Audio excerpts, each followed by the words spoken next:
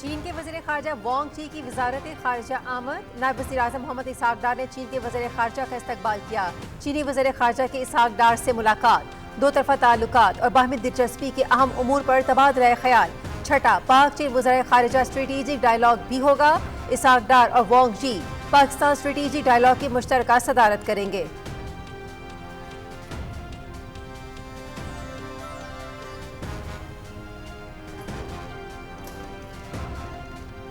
Military diplomacy کی شاندار مثال، اقوام عالم فیلڈ مارشل سید عاصم منیر کی قائدانہ صلاحیتوں کی معترف۔ عالمی جریدے واشنگٹن ٹائم نے فیلڈ مارشل سید عاصم منیر کو مرد آہن قرار دے دیا۔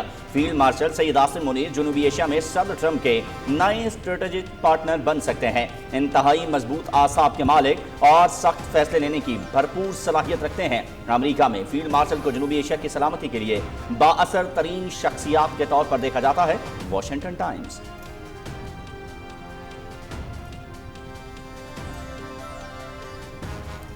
وزیر اعظم محمد شہباز شریف کا چیئرمین پاکستان پیپلز پارٹی بلاول بھٹو زرداری، امیر جماعت اسلامی حافظ نعیم الرحمان اور وفاقی وزیر ڈاکٹر خالد مقبول صدیقی سے ٹیلی فونک رابطہ۔ ملک بھر میں مانسون کی شدید بارشوں اور سیلابی صورتحال کے حوالے سے تبادلہ خیال۔ حالیہ بارشوں کے نقصانات اور جاری امدادی سرگرمیوں پر بھی تبادلہ خیال۔ قیمتی جانوں کے ضیاع پر افسوس کا اظہار۔ وفاقی حکومت کی جانب سے ہنگامی صورتحال سے نمٹنے کے حوالے سے سندھ حکومت کو ہر قسم کی معاونت کی پیشکش۔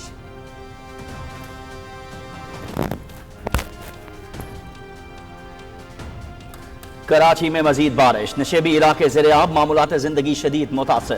مختلف حادثات میں 11 افراد جاں بحق۔ بارش کی صورتحال کے پیش نظر کراچی میں سرکاری اور نجی تعلیمی ادارے آج بھی بند رہیں گے۔ کراچی میں پاک فوج کی بھرپور امدادی سرگرمیاں، سیلابی پانی میں پھنسے بزرگوں اور بچوں کو محفوظ مقامات پر منتقل کیا۔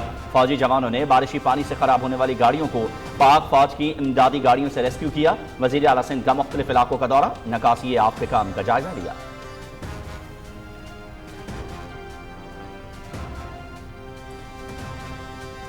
ملک بھر کی طرح مانسون کی بارشوں کا سلسلہ سندھ میں بھی جاری۔ حیدرآباد، میرپور خاص، ٹھٹہ اور جام شورو سمیت مختلف شہروں میں گزشتہ 2 دن سے وقفے سے بارش۔ محکمہ موسمیات کی سندھ اور بلوچستان کے بیشتر علاقوں میں وقفے سے مزید بارشوں کی پیشگوئی۔ بارش کے پیش نظر آج تعلیمی ادارے بند رہیں گے۔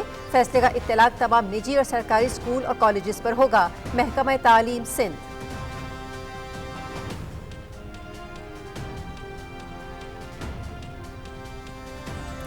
پاک فوج اور پاک فضائیہ کی جانب سے سیلاب سے متاثرہ علاقوں میں بھرپور امدادی سرگرمیاں جاری۔ پاک فضائیہ کے C-130 طیارے کے ذریعے 7 ٹن خشک راشن، اشیاء خورونوش اور ضروری ادویات نور خان ایئر بیس سے گلگت پہنچا دی گئیں۔ سیلاب میں پھنسے 75 افراد بھی محفوظ مقامات پر منتقل۔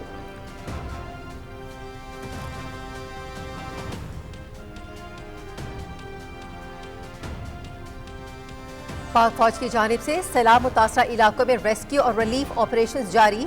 پاک فوج کے انجینئرز کور کے دستے شانگلہ بنیر میں سیلابی ریلیف اور ریسکیو آپریشنز میں تعینات۔ ریسکیو آپریشنز کے بعد پیر بابا بائی پاس تمام قسم کی ٹریفک کے لیے کھول دیا گیا۔ ریسکیو آپریشن کے بعد پورن گاؤں کا زمینی رابطہ بحال۔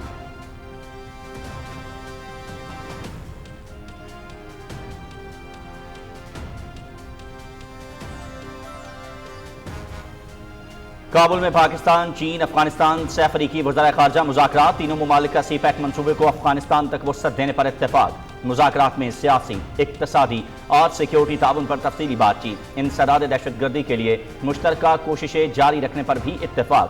ٹرانزٹ ٹریڈ، صحت، تعلیم اور ثقافت کے شعبوں میں تعاون بڑھانے، منشیات کی اسمگلنگ کی روک تھام کے لیے مل کر کام کرنے کے عزم کا اظہار۔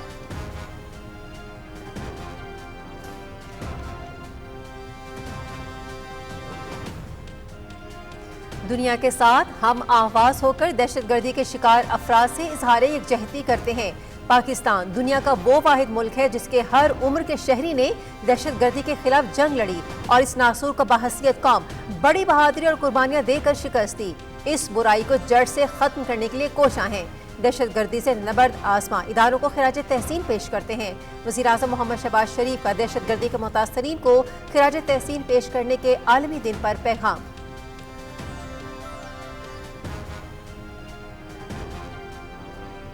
अक़वाम मुत्तहिदा में पाकिस्तान का सरहद पार रियासती सरपरस्ती में दहशत गर्दी के खतरात पर इंतबाह और इंसदाद दहशत गर्दी की जावी कोशिशों पर जोर। हमारा इलाकाई हरीफ पाकिस्तान में दहशत गर्दी को स्पॉन्सर कर रहा है। फितनाल खारिज, TTP, BLA और मजीद ब्रिगेड के दरमियान ताउन इलाकाई और बैनुल अक़वामी अमन के लिए शदीद खतरा है। दहशत गर्दी को मुश्तरका जंग लड़कर ही मुकम्मल शिकस्त दी जा सकती है। अक़वाम मुत्तहिदा में पाकिस्तान के मुस्तकिल मंदूब सफ़ीर आसिम इफ्तिखार अहमद का दहशत गर्दी से दुनिया को लाहक खतरात के मौजू पर सलामती कौंसिल के इजलास से खिताब।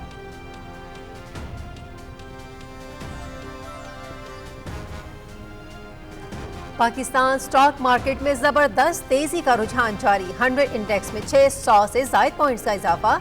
इंडेक्स 1,51,215 पर ट्रेड कर रहा है।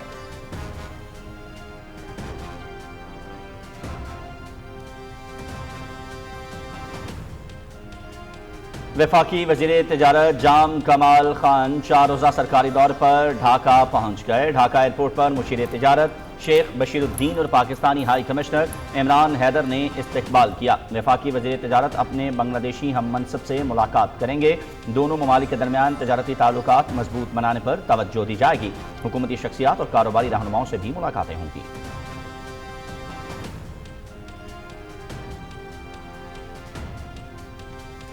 मोदी सरकार के मुतनाज़ा तरमीमी बिल पर अपोजिशन का लोकसभा में शदीद एहतजाज। आईनी तरमीम की आड़ में बीजेपी ने अपोजिशन की नाअहली का शिकंजा तैयार कर लिया।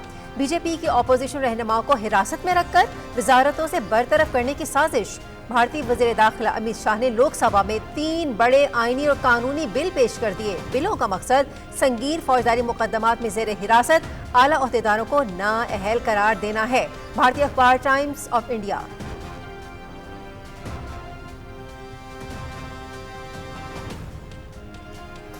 ऑपरेशन सिंदूर में बदतरीन शिकस्त के बाद से मोदी का जंगी जुनून बेकाबू। हजीमत छुपाने के लिए भारतीय दिफाई सनत के अरबों रुपए ज़ाया करने में मसरूफ।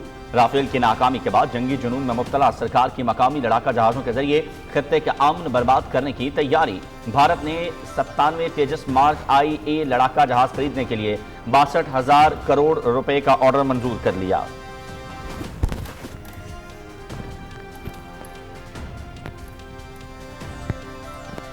भारत नवाज शेख हसीना की हुकूमत का खात्मा मगर मोदी सरकार की साजिशें बरकरार। मोदी सरकार अपने अंदरूनी खलफिशार के बावजूद हमसाया ममालिक में बद इंतजामी फैलाने में मुसलसल मसरूफ। अवामी लीग के रहनुमा भारत में बैठकर बांग्लादेश की अबूरी हुकूमत के खिलाफ साजिशों में मसरूफ। मोदी सरकार ने अवामी लीग के रहनुमाओं को भारत में महफूज छत फराहम कर रखी है। कोलकाता का न्यू टाउन अवामी लीग के रहनुमाओं के लिए पुरतायुश रिहायशी मरकज बन चुका है। The print.